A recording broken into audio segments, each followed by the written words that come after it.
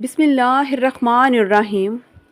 ہماری آج کی ویڈیو جادو کے بارے میں ہے کہ آپ خود کیسے پتہ لگا سکتے ہیں کہ جادو ہے یا نہیں۔ ناظرین، یہ جاننا مشکل نہیں ہے، ہماری بتائی ہوئی ہدایات کے مطابق عمل کریں، آپ خود جان لیں گے کہ آپ پر جادو ٹونے کا کوئی اثر ہے یا نہیں ہے۔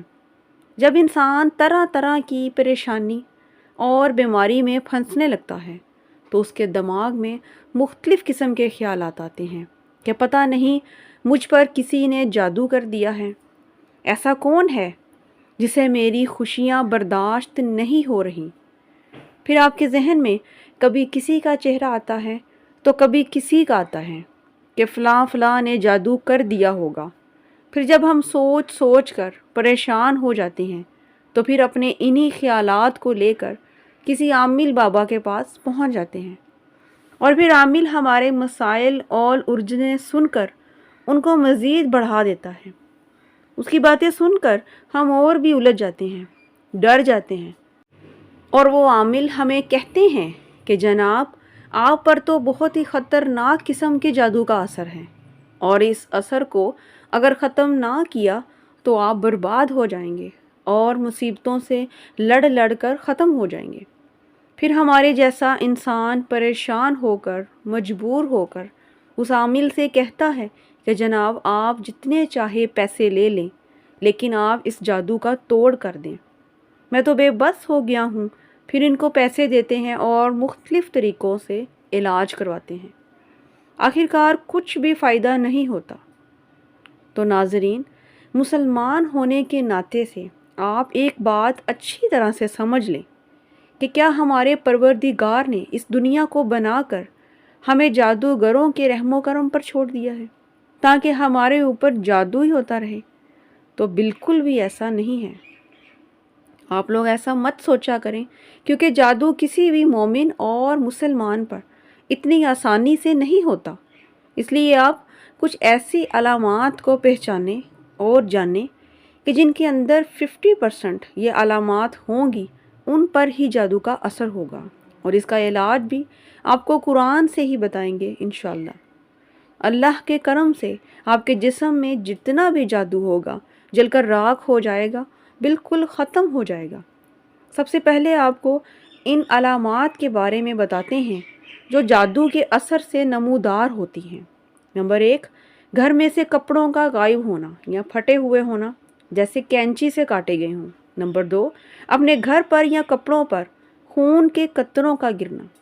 نمبر 3، گھر میں کوئی شخص کا نظر آنا لیکن پیچھا کرنے پر اس کا غائب ہو جانا۔ نمبر 4، خواب میں کسی کے ساتھ جھگڑا ہونا اور پھر صبح اٹھ کر چوٹ کا نشان ظاہر ہونا۔ نمبر 5، خواب میں اکثر ڈر لگنا۔ نمبر 6، گھر سے تعویذ کا ملنا۔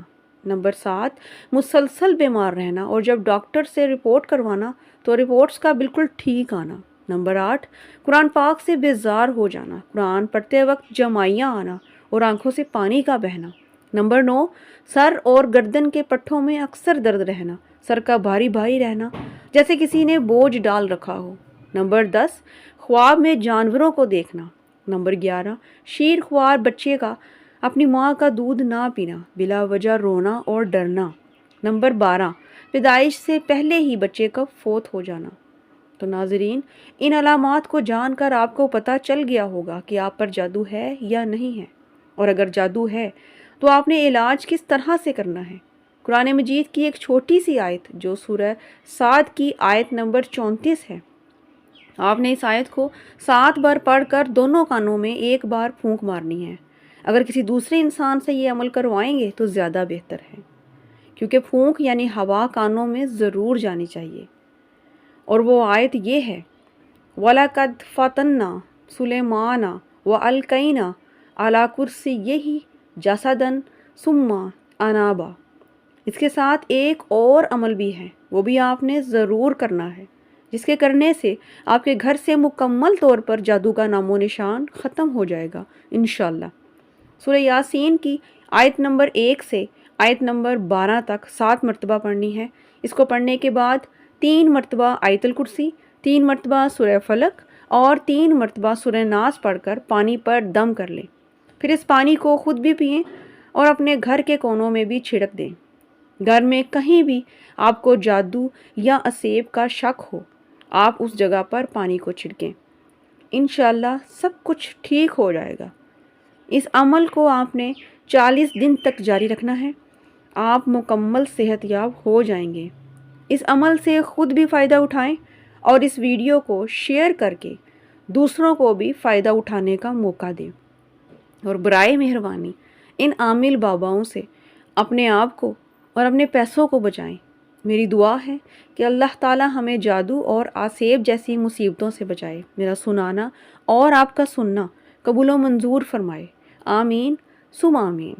ویڈیو پسند آئے تو صدقہ جاریہ سمجھ کر شیئر ضرور کیا کریں اور میرے چینل کو سبسکرائب کر دیں۔ شکریہ۔